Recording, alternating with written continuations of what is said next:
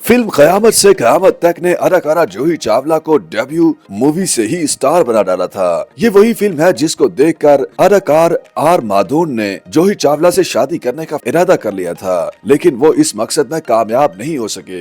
भारतीय मीडिया के मुताबिक हाल ही में बॉलीवुड अदाकार आर माधवन ने अपने इंटरव्यू में कहा कि मैं आज सबके सामने एतराफ कर रहा हूँ, जब मैंने फिल्म कयामत से कयामत तक देखी तो मैंने अपनी माँ से कहा था कि मैं जूही चावला से शादी करना चाहता हूँ, लेकिन अफसोस मेरा ये मकसद पूरा नहीं हो सका। इसी इंटरव्यू के दौरान अदाकार ने अपने बेटे की पैदाइश का जिक्र करते हुए कहा कि मेरा बेटा सन 2005 के मुंबई सैलाब के दौरान पैदा हुआ और बेटे की पैदाइश से कुछ देर कबल अस्पताल आते हुए मेरी बीवी सड़क पर गाड़ी में फंस गई थी। सड़क पर मौजूद अवाम को मालूम नहीं था कि ये मेरी बीवी है। फिर साहब ने मेरी बीवी की गाड़ी को पानी से निकालने में मदद की। वाज़ेह रहे कि मंसूर खान की हिदायतकारी में बनने वाली फिल्म कयामत से कयामत तक में आमिर खान के साथ जूही चावला ने मरकजी किरदार अदा किया था। इस फिल्म ने बॉक्स ऑफिस पर जबरदस्त कमाई की थी और इस फिल्म का शुमार 1988 की मकबूल तरीन फिल्मों में था।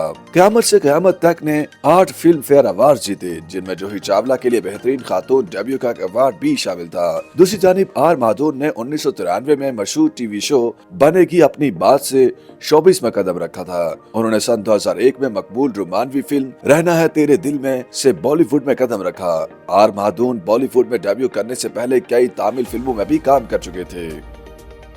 YouTube पर गूगली न्यूज देखने के लिए youtube.com की सर्च बार में गूगली न्यूज टीवी टाइप करें। गूगली न्यूज के पेज पर सुर्ख रंग के सब्सक्रिप्शन वाले बटन पर क्लिक करना ना भूलिए। YouTube पेज पर अपलोड होने वाली वीडियोस से बाखबर रहने के लिए बेल आइकन पर क्लिक कीजिए। आपको हर नई वीडियो के बारे में नोटिफिकेशन मौसूल हो जाएगा।